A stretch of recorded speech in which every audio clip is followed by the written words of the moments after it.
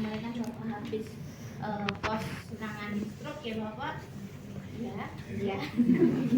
Jadi, saya mau melihat terkait sarafnya Bapak, apakah ada perkembangan atau ada kemajuan. Nah, nanti kalau misalnya memang ada kemajuan, saya bisa laporkan ke dokternya untuk dilakukan pemeriksaan lanjutan, contoh CT scan dan lain-lain, agar mengetahui pasiennya bisa pulang atau tidak. Bapak bersedia? Ya, nanti posisinya duduk boleh, tidur juga boleh. Mau duduk atau tidur? Oh tidur. Oke, kalau misalnya di sini nanti pemeriksaannya kurang lebih 30 menit ya, dilakukan mulai dari terutama area wajah ya Bapak. Nanti kalau untuk kaki sama tangan itu terkait kekuatan otot. Insya Allah cuma di daerah wajah saja. Nanti kalau misalnya Bapak saya suruh infokan Bapak kalau mendengar sesuatu, apa merasakan sesuatu, bisa angkat tangannya dan lain-lain. Nanti saya infokan sebelumnya. Oke, di sini ada pemeriksaan 1 sampai 12 sistem saraf ya Bapak. Permisi saya pertama kali memeriksa di bagian sistem saraf nomor 1. Olfaktorius ya, jadi nanti ada urutannya olfaktorius, opticus, oculomotorius, troclearis, kriminal,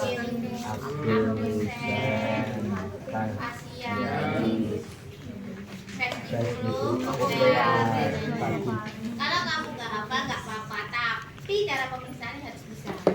Oke, wajib hafal sih sebenarnya. Ya. Oke, nafas 1. Ini pemeriksaan satunya dia. Ini oke. Nggak tahu, tanya koordinasi aja. Biasanya kan apa enggak karena beda-beda saja. Oke, pertama sebelum itu saya siapkan alatnya. Alatnya nanti ada test chart, Snellen chart ya. Kemudian kalau melihatnya juga saya tambahin ini ya. Di situ nggak ada, tapi saya tambahin aja. Biar kalian nggak buka sambilin kasar. Belum. Ambil kasar kan? Asal ke ini kan. Kalau yang ini nggak apa-apa nggak. Makanya yang kecil kemudian dilapis kasar ya. Kemudian, oke, pertama kali saya mau periksa nervus pertama, olfaktorius. Olfaktorius itu sistem penghidu.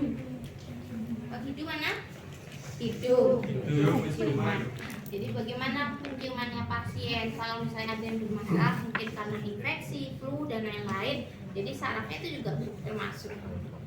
Untuk penghidu gampang. Nanti gimana pasien yang disuruh tutup mata? Permisi Bapak bisa tutup matanya. Cuci tangan, pre-memori ya, jangan di dulu.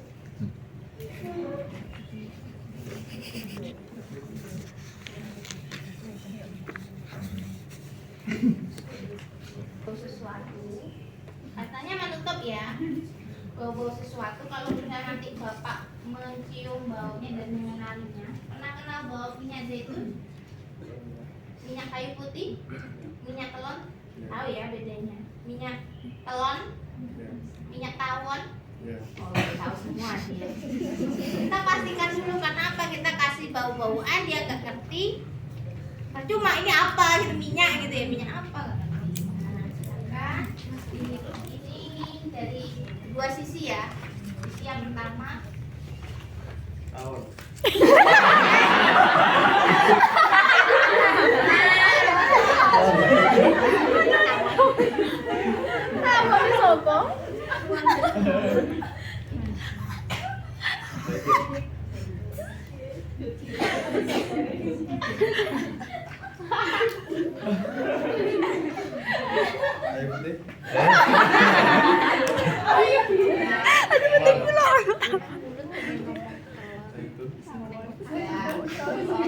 Kita bolak-balik ya, jangan pakai samakan. Dan di sini telon, sini minyak zaitun dibalik. Ya zaitun telon. Jadi kalau ini telon, nanti kasih sini jawabannya ya telon gantian. Telon.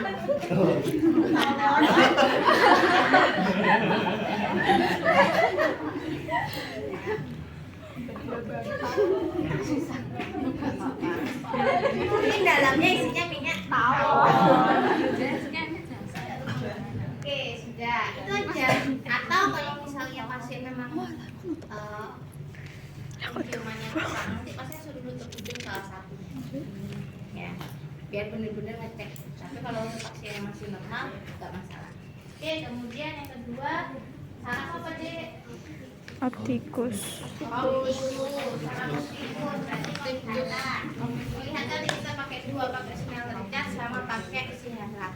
Saya minta tolong, dek minta tolong kamu dari situ berdiri ya. Dari situ aja. Oke, yang atas sendiri namanya apa? E. Bisa disebutkan? E, N ini N, Z Y L P U P P U F U, P S, P, P. Baliknya. N X T N L. Oke, tutup mata sebelah kiri. Ya. Oke, itu apa? Saya ke sana ya, permisi. Saya didekatkan. Sudah ya. Relax. Ini apa? O N B F T Oke, bagus. Ganti sebelahnya. S Fotografer. L E E E B ya N Nah,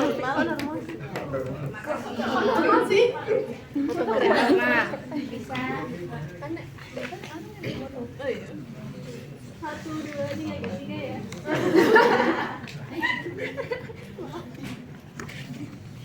Oke, itu tadi sudah dilakukan pemeriksaan tekanan dan hasilnya bapak dua kanan kirinya. Ya, oke, masih dapat kacamata. Kalau misalnya seperti saya, kacamata pemeriksaannya 2 kali deh. Jadi dalam kondisi pakai kacamata sama dilepas kacamata. Oke, kemudian ini Pak saya melakukan presisi terkait warna. Mungkin nanti Bapak bisa menyebutkan angkanya. Kemudian kalau saya suruh tunjuk warnanya silakan ditunjuk atau mengikuti garis warna tersebut. Ya, yang pertama ini apa Bapak? Ambil dia dulu. 12 Kamu kalau nggak lulus ini nggak masuk sini ya, berparah. 8 Kalau orang kesehatan nggak boleh ya buta warna. 5 29 74 7 Nanti warna darah dibilang warna biru. 45 2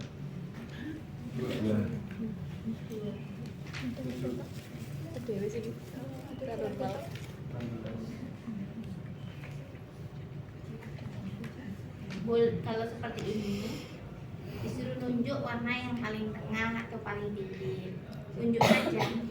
Silakan ditunjuk warna hijau. Hijau. Warna merah. Request warna 35. Oh 35. Ini. Nah, kalau seperti ini juga disuruh mengarahkan sesuai warnanya. Dari yang warna merah ujung sini ke sini, kemudian oranye dari ujung sini ke sini. Bapak bisa mengikuti? bisa dari sini ke sini. Ya. Oke, lanjut Pak. Nah, masih ada Bapak. Sudah habis Bapak. Oke, sudah selesai. Untuk terkait mata, penglihatan, ketajaman, kemudian terkait warna, Bapak normal semuanya. Kemudian dilanjutkan nafas ketiga, 4, 6 apa? Oculiomotorius, kemudian dan abdusen. Bu, kenapa kok digabung jadi 1-3 saraf itu? Karena nanti pemeriksaannya sama. Terkait apa? Terkait refleks pupilnya, ya kan? Kemudian pergerakan mata nanti bisa lihat atas, bawah, samping kanan, kiri itu jadi satu. Jadi nggak ngecolong-ngecolong. Kalau misalnya refleks 5 ya, yang baliknya itu di refleks 5 itu masuk sama refleks ke-7 terkait apa? Nanti untuk gerakan, kalau tadi kan gerakan bola mata ya ke atas ke bawah. Kalau ini nanti gerakan dari refleks korneanya ya. Kemudian gerakan refleks kornea itu dikasih gini terus dia mengedip, refleks kedipnya itu refleks. proksimal dan refleks tujuh. Kemudian nanti sekalian sama facialis itu terkait wajah, otot wajah. Kalau misalnya pasien stroke udah kelihatan ya apa perot. Kalau nggak ada nggak kelihatan tapi apa kebas rasanya. Jadi nanti kita kasih suhu dingin, panas itu ditempelkan di pipi, di dahi maupun di dada. Yang pertama nanti kita lihat efek yang dari oculomotorius, cochlea sama abdusen. Caranya gimana? Nanti kita pakai alat yaitu kalau di sini center, kalau dulu center sekarang pakai penlight. Nah nanti di penlight itu dimana kita lihat refleks pupil. Pupilnya kalau ada cahaya itu membesar atau mengecil normalnya? Mengecil. Nah normalnya mengecil. Kenapa? Baik ya, kalau Anda kan fotografer, kalau misalnya ada cahaya harusnya isunya dibesarkan atau dikecilkan? Dikecilkan. Iya sama ya, jadi pupil kita tuh seperti isu orang. Isu itu apa mas? Cahaya. Pencahayaan ya, seperti itu. Oh ini bukan tentang fotografer tapi mata kita, fotografer yang meniru mata kita. Kenapa? Maksudnya kamera yang meniru mata kita. Yang normal ya hasilnya mata kita yang sudah diciptakan sama Tuhan. Lebih bagus mata kita nggak usah dikecilin, isunya diatur-atur gitu kan. Kalau di fotografer, kalau kita nggak usah otomatis enak cahaya kecil, nggak ada cahaya besar, nggak mungkin kamu ngatur ayo di isunya dikecilkan. Ya tuh, jadi sama nanti kalau nggak ada cahaya pupilnya itu lebih membesar. Kalau mengecil boleh dicatat namanya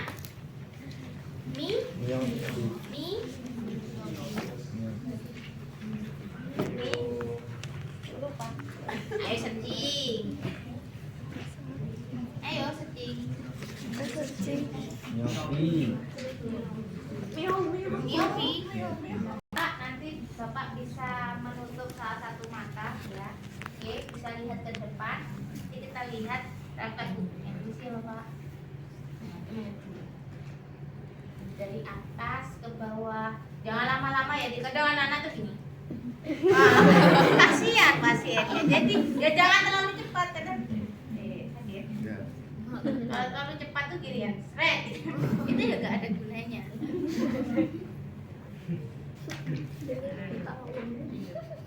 Seperti lah. Enggak usah. Oke, bagus. Harusnya refleks pupil itu cepat, jangan sampai beberapa detik baru dia mengecil gitu. Jadi ketika ada refleks cahaya otomatis langsung seret. Gak langsung seret gitu enggak. Jadi kayak ada waktunya seret. Oke, sama sebelahnya juga gitu. Permisi. Boleh ditutup matanya sebelah kiri, lihat depan sini.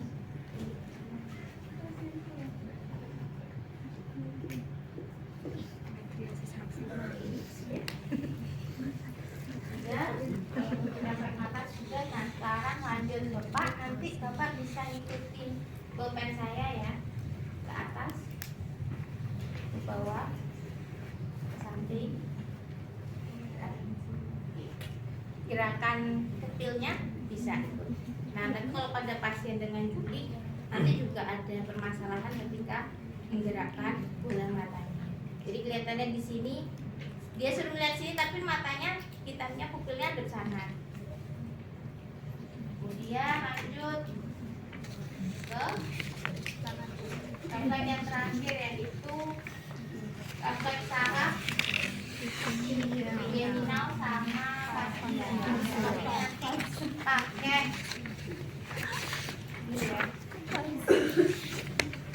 ini dipakai temen kemarin nih. Oh enggak ini yang baru. Ini sudah kepakai ya.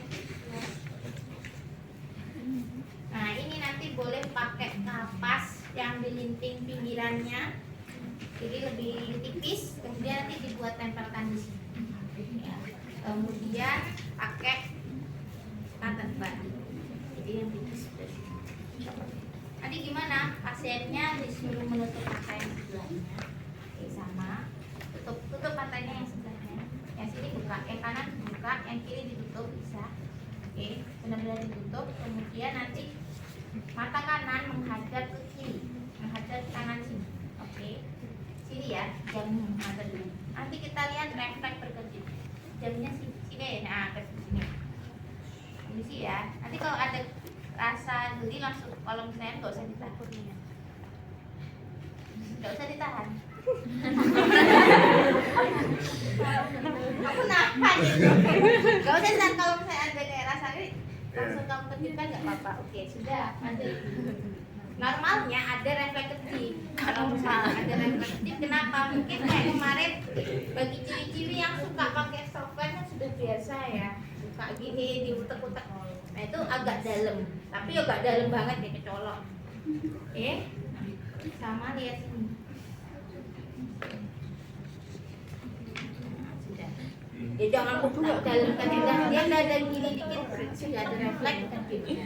Bagus, refleks kedipnya. Tidak ada masalah. Lanjut ke saran selanjutnya, yaitu pasiennya suruh menutup mata dan merasakan suatu hal. Oke, dua-duanya boleh ditutup matanya. Oke, Pak, ini saya mau berikan sesuatu, saya tempelkan di wajah Anda, nanti dirasakan. Ini rasanya dingin, panas, atau hangat.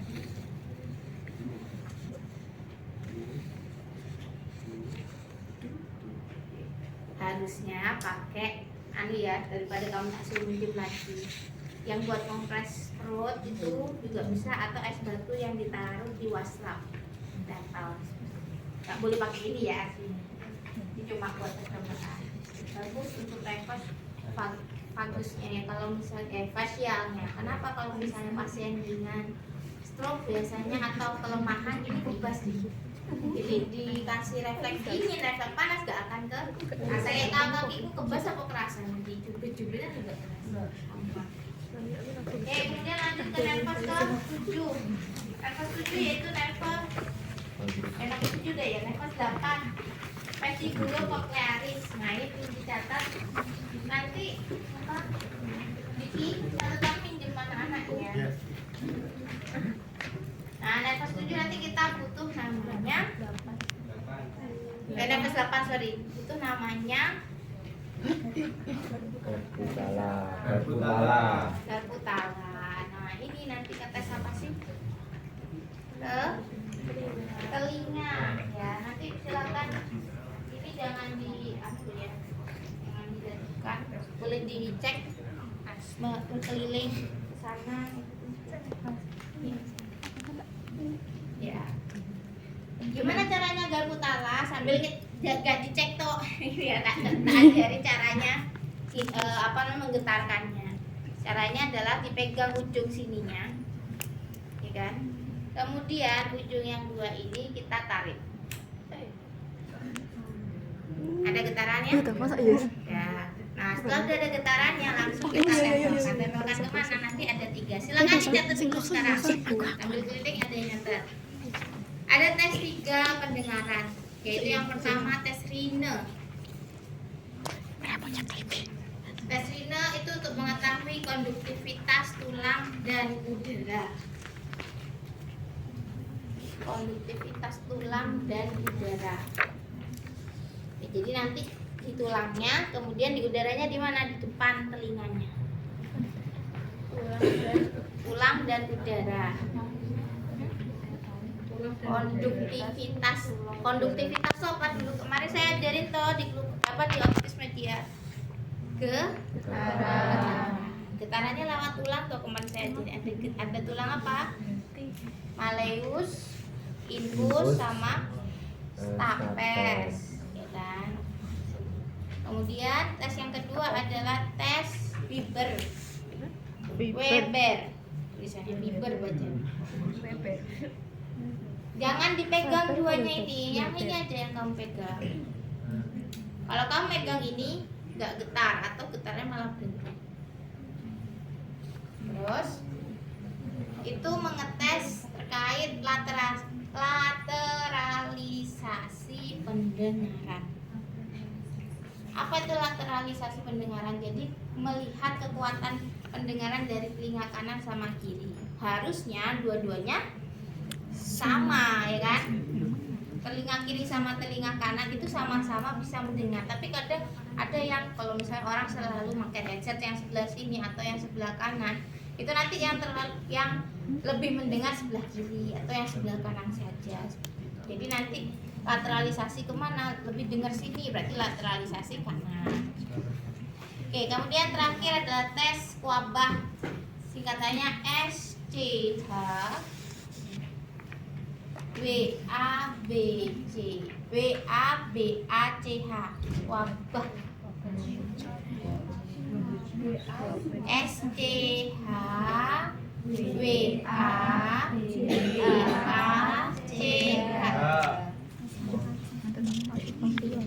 Apa itu? Untuk mengetes terkait konduktivitas tulang pasien dengan tulang orang yang normal.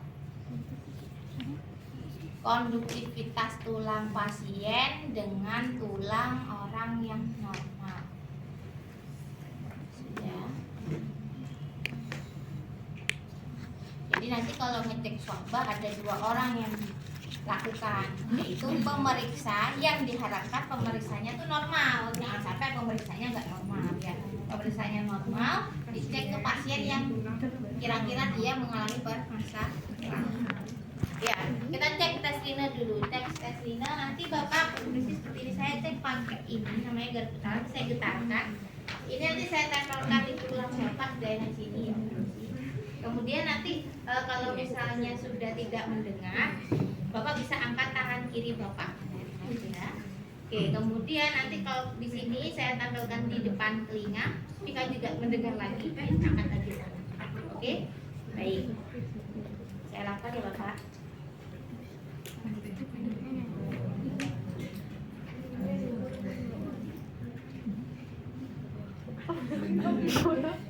Kalau nggak dengar bilang apa?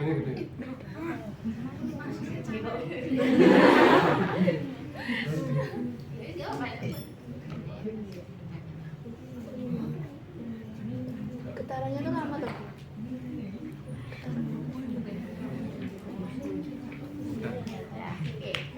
Oke ya, normal.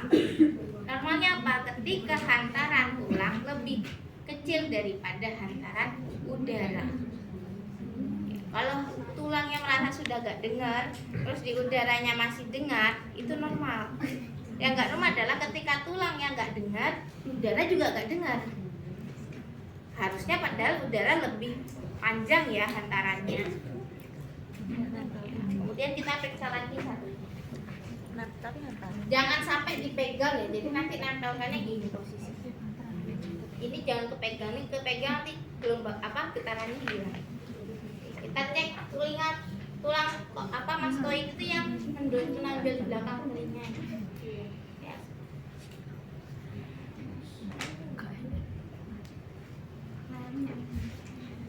Nah, kalau sudah pasien nggak dengar, langsung ditaruh di depan. Nggak usah ditempelkan ya, cukup gini aja.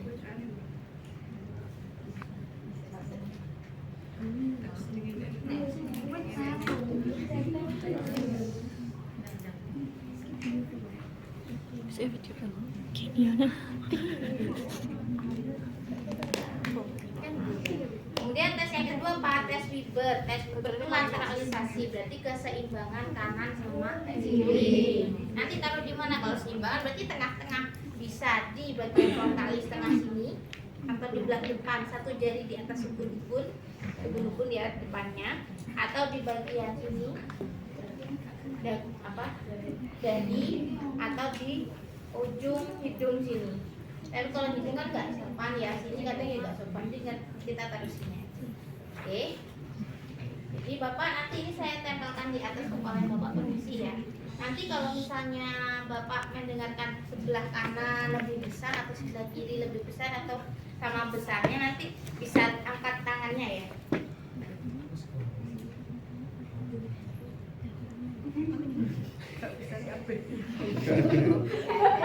Normalnya pasien akan cenderung ngomong gak ada suaranya, gak ada getarannya, karena dia bingung samar-samar antara kanan dan kirinya. normal, bukan malah seperti ini loh. Kok nggak ada bapak? Tempelkan lagi. Ya, masih tidak ada. Masih tidak ada karena dia normal. Ya, kalau yang nggak normal gimana? Dulu ke sini, sini dia angkat tangan sebelah sini. Nah, berarti dia lateralisasi kiri itu yang nggak normal. Dia cenderung lebih besar yang kiri. Berarti yang bermasalah yang penurunan pendengaran. Gitu ya. Lanjut lagi tes wabah yang terakhir. Tes wabah nanti antara pendengar sama pemeriksa. Pemeriksa harus normal, insya Allah saya normal ya. Jadi gimana di tulang mastoidnya lagi? Kalau pasien nggak dengar angkat tangan ya Pak. Itu ditempel. Iya ditempel. Kalau nggak dengar tempelkan saya.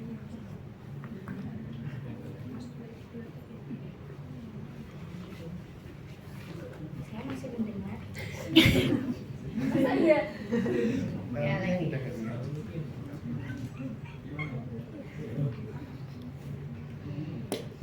Getarannya.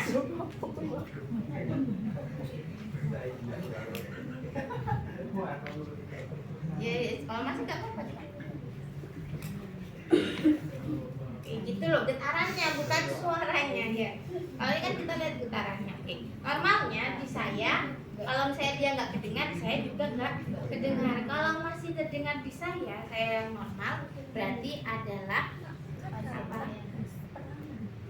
Sekuabah memanjang. Sekuabah memanjang itu berarti pasiennya itu tidak bisa mendengar di kondusivitas tulang. Kembali lagi nanti ada dua, jadi dari pasien ke saya ke pasien, pemeriksa ke pasien dibalik. Kalau nanti pasien dari saya tidak dengar, pasien masih mendengar, berarti sekuabah memendek. Ya.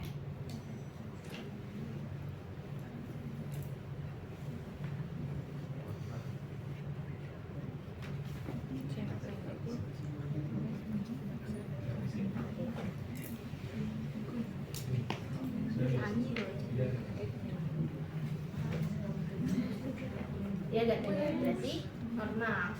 Tapi kalau sampai gigi masih mendengar, sekuabah memendek. Harusnya sebelah sini juga ya, tapi kelamaan. Sudah bisa? Ya sudah, sini. Duanya sini. Ada 1, 2, 3, satunya mana?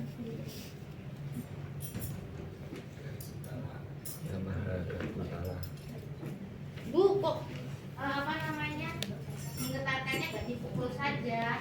Kalau dipukul itu resiko patah.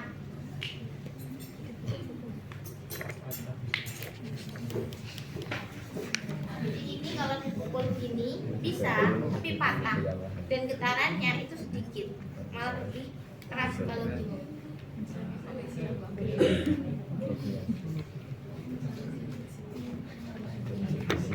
Ya, Bapak tadi terkait pendengaran alhamdulillah normal. Kemudian yang selanjutnya nafas 9 dan nafas 10, glosofaringial sama nafas 40.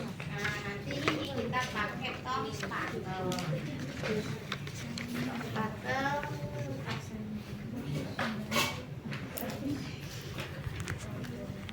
Tommy Spatel.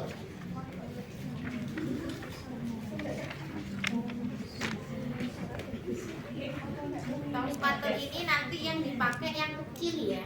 Yang besar itu buat pegangannya pemeriksa. Ujung yang kedua. Ya.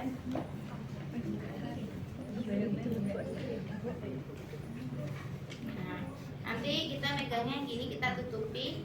Nah, kita hadapkannya, kalau kita lihat yang pertama adalah pasiennya disuruh buka mulut, gitu ya. Kemudian nanti kita cek apa? Bagian lidahnya. Kita tekan bagian lidahnya, kita lihat ukulannya yang belakang. Tahu ukulan inding? Nah, ukulan itu nanti kita cek, dia harusnya di tengah. Kalau misalnya dia miring kiri atau miring kanan, deviasi ya, itu berarti permasalahan di sarafnya. Biasanya kalau pasien kelemahan sebelah kiri atau kelumpuhan sebelah kiri lah, apa lemahnya kemana? Ke kanan. Ini ke kiri, sama kebalikan. Kemudian nanti kita lihat apa ada refleks muntah nggak, agak dulu. Kemudian agak dalam ya, nanti refleksnya kudu balik gini, jangan buat teruskan kamu tahan. Jadi cukup ada gitu, oh berarti refleks muntahnya bagus. Ya. Kemudian refleks apa? Nanti kok refleks apa? Nanti kita lihat palatumnya. Palatum itu apa? Langit. Ya, langit mulut, langit lidah. Nanti kalau tadi posisinya nekuknya itu di atas, ya sekarang kebalik, nekuknya di bawah, lidahnya ditekan ini. Kemudian kita lihat palatumnya. Normalnya kalau posisi buka mulut atau kontraksi, palatum itu ada tekung ke atas, ya, cenderung cekung. Tapi kalau palatum itu datar atau malah cembung, itu malah bukan bahaya. Jadi dia ada kelemahan di bagian saraf atas. Iya. Bapak permisi bisa buka mulutnya. Ya. Nanti saya mau lihat yang dalam ya Bapak. Oke, boleh pakai ini kalau bisa sebentar. Saya mau lihat dalamnya. Oke. Ya, nah.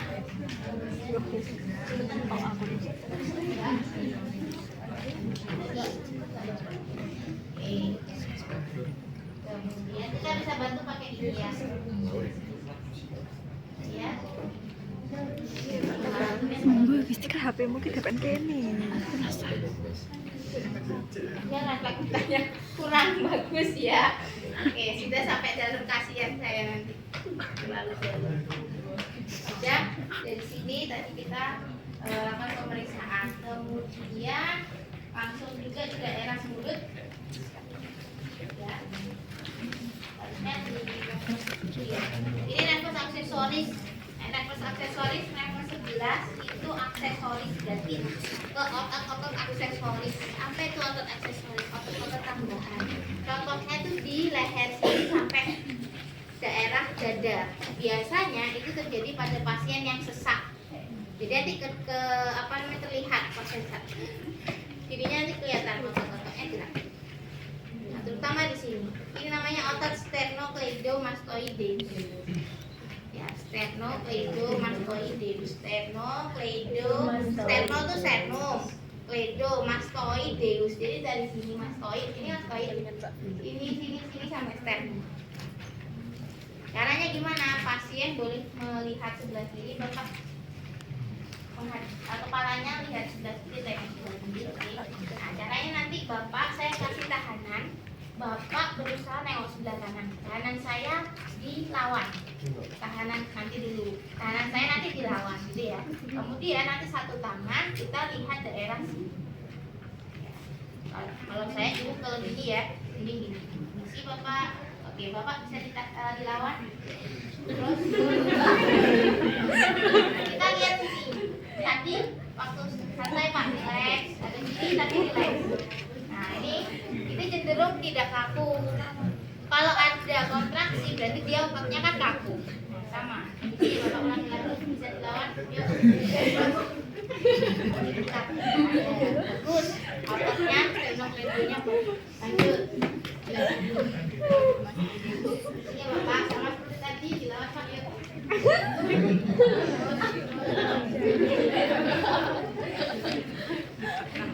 Itu untuk refleks asosiatif. Bu, kalau misalnya pasiennya tengengen, nah itu biasanya juga jadi kekakuan otot. Nah, kita lihat kekakuan otot itu apa karena kelemahan sarafnya. Kalau kekakuan otot cuma lehernya saja, tapi kalau sini masih bisa.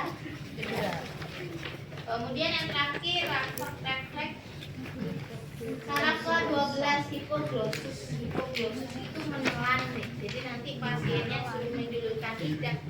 Sesuatu yang bikin menelan apa? Berarti kan lidah. Nah, nanti lidahnya kita lihat. Lidahnya suruh menjulurkan ke depan. Kemudian suruh ke arah langit-langit lidah. Ya bisa enggak. Terus miring kanan, miring kiri. Kemudian nanti pasiennya suruh nutup mulut, rada menggelembung. Lidahnya dijulurkan ke pipi sebelah kanan, Pak. Terus kita kasih tahanan. Bisa enggak nahan, Pak, ditahan ya lidahnya. Sama sebelah kiri juga.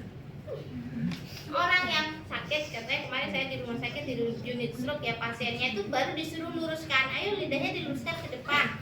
jatuhnya gini. Ini udah mbak, udah. Dia anggapnya dia sudah lurus padahal miring. Nah, karena dia memang kelumpuhan di sebelah kanan, nanti miringnya ke kiri. Perhatikan telinga. Ya, kita lihat Bapak, permisi.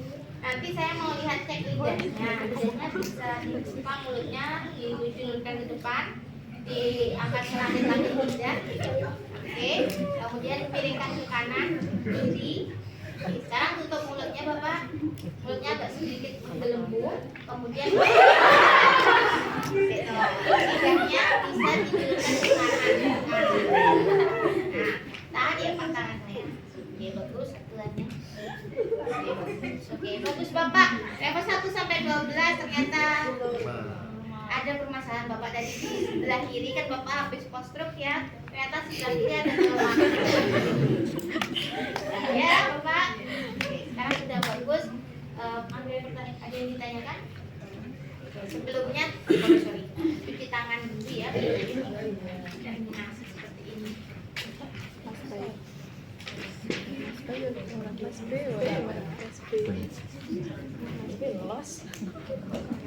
Oke Bapak, cuci tangan, rem memori ya.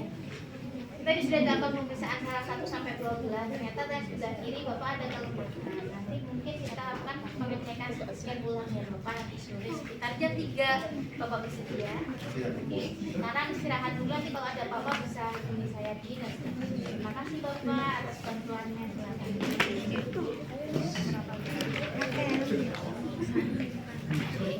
Sudah 1 jam ya. Nah sekarang Jam juga untuk kami. waktunya untuk langsung ya. Ada yang ditanyakan tuh ini?